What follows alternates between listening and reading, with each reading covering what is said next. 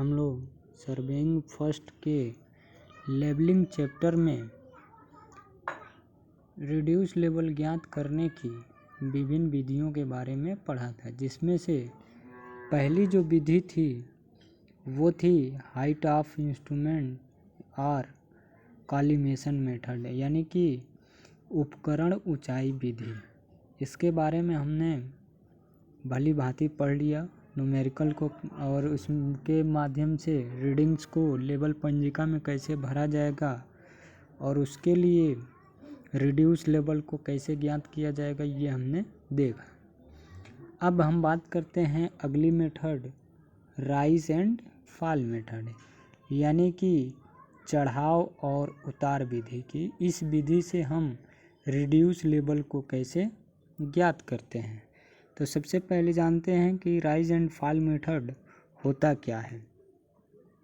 तो राइज एवं fall method यानी कि हाइट ऑफ इंस्ट्रूमेंट मेथड की भांति इसमें भी हाइट ऑफ इंस्ट्रूमेंट ज्ञात करने की आवश्यकता नहीं होती है, बल्कि जिन भी दो लेबल स्थापना में दो क्रमागत स्टेशनों पर जो गज पाठ्यांक लिए जाते हैं उन्हीं का हम डिफरेंस निकाल करके और उसका ऊंचता या नीचता का पता लगाते हैं और फिर उसको पिछली रेखा के रिड्यूस लेबल में जोड़ अथवा घटाकर अगली रेखा का रिड्यूस लेबल ज्ञात किया जाता है।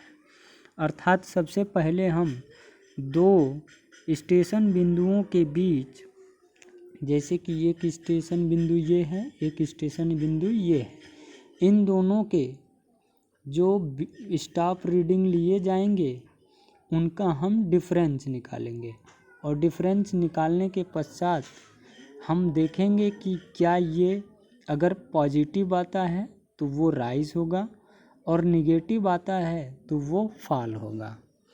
उसके बाद से हम जो पहले से ज्ञात स्टेशन बिंदु का आरएल है उसमें अगर पॉजिटिव है तो उसको घटा देंगे और निगेटिव है तो उसको जोड़ करके और अगली रेखा का हम रिड्यूस लेबल ज्ञात कर सकते हैं।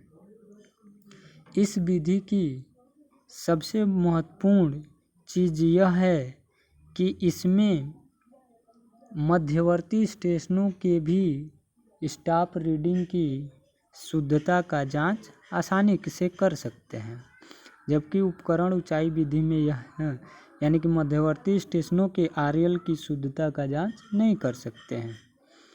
आइए देखते हैं कि इस राइज एंड फॉल मेथड के लिए लेबल पंजिका किस तरह का होता है। तो देखिए, उतार चढ़ाव विधि के लिए जो लेबल पंजिका होता है वो कैसा होता है। तो इसके लिए सबसे पहला जो कॉलम होता है वो होता है स्टेशन संख्या या स्टेशन का नाम। दूसरा होता है डिस्टेंस, यानी कि दो स्टेशनों के बीच का डिस्टेंस मीटर में होता है। उसके बाद से जो अगला कॉलम होता है वो बियरिंग का होता है, और बियरिंग में हम जानते हैं फोर बियरिंग और बैक बियरिंग होता है। फिर अगला जो कॉलम होता है वो स्टॉप रीडिंग का कॉलम होता है। अब स्टॉप रीडिंग में कितने कॉलम होते हैं? 3 कॉलम। पहला बैक साइड, दूसरा इंटरमीडिएट साइड, तीसरा four side.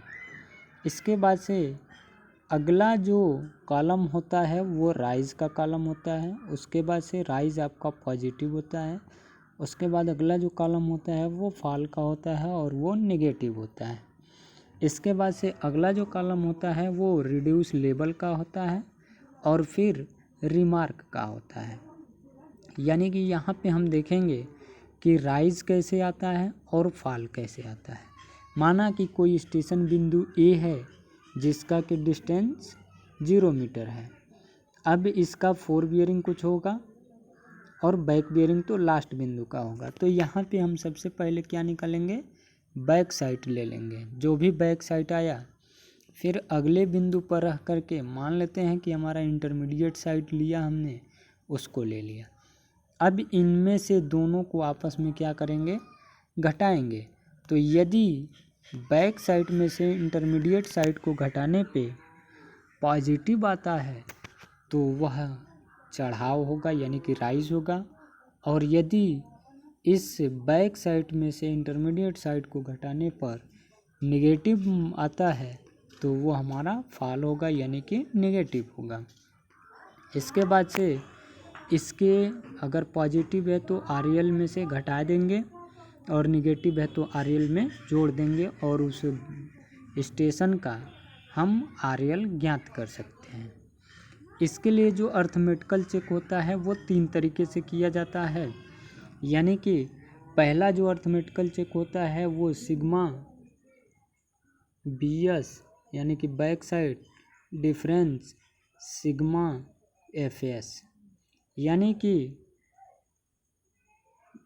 Summation of back side difference summation of four side, यानी कि बैक साइड और फोर साइड के कुल का अंतर बराबर होता है total rise minus total fall, बराबर होता है first RL minus last RL, यानी कि इनका डिफरेंस। अर्थात हमको हम इस तरह से कह सकते हैं कि कुल पश्च दृष्टि व कुल अग्र दृष्टि का अंतर बराबर कुल राइज व कुल फॉल का अंतर बराबर अंतिम स्टेशन बिंदु का RL माइनस प्रारंभिक स्टेशन बिंदु का RL।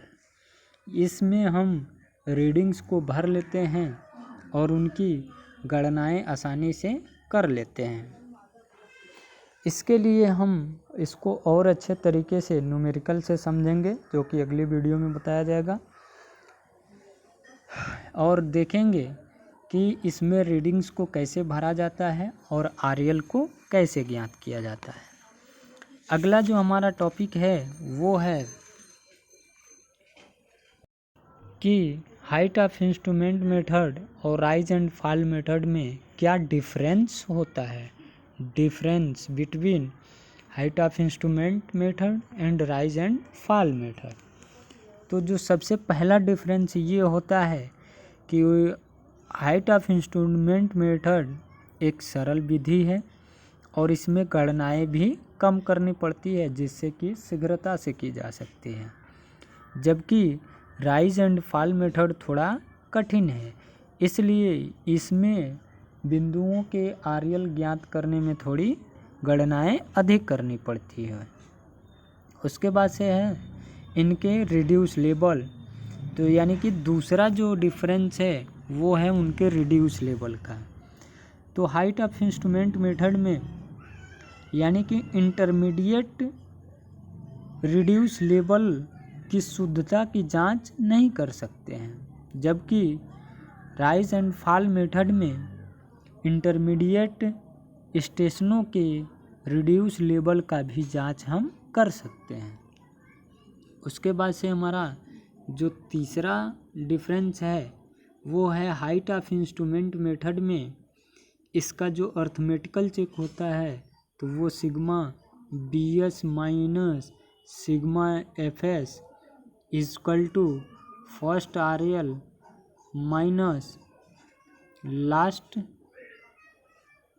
RL, इससे हम इनका अर्थमेटिकल चेक कर सकते हैं। जबकि राइज एंड फॉल मेथड में यह अर्थमेटिकल चेक 3 विधियों से किया जा सकता है, जिसमें पहली विधि है वो है sigma BS minus sigma FS equal to sigma rise minus sigma fall equal to first RL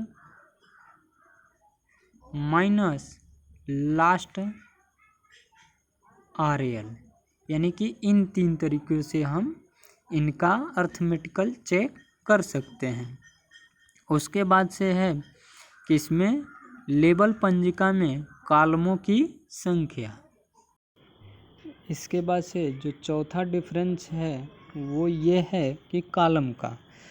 तो हाइट ऑफ इंस्ट्रूमेंट मेथड में हाइट ऑफ इंस्ट्रूमेंट निकालने के लिए केवल एक कॉलम की आवश्यकता पड़ती है, जबकि राइज एंड फॉल मेथड में राइज एंड फॉल को ज्ञात करने के लिए 2 कॉलमों की आवश्यकता पड़ती है। इसके बाद से है इनका उपयोग। तो हाइट ऑफ इंस्ट्रूमेंट मेथड का इस्तेमाल रोड्स, रेलवे, कैनाल के अनुप्रस्थ कांटों को ज्ञात करने के लिए किया जाता है, जबकि राइज एंड फॉल मेथड का इस्तेमाल मिट्टी की गणना, मिट्टी कार्य की मात्रा ज्ञात करने के लिए किया जाता है। ये इन दोनों के बीच डिफरेंस होता है। इस तरीके से हम रिड्यूस लेवल ज्ञात करने की दोनों विधियों के बारे में पढ़ा। अगले वीडियो में हम आपको बताएंगे कि राइज एंड फॉल मेथड से हम रीडिंग्स को कैसे लेवल पंजिका में भरते हैं और उनका आरएल कैसे कैलकुलेट करते हैं।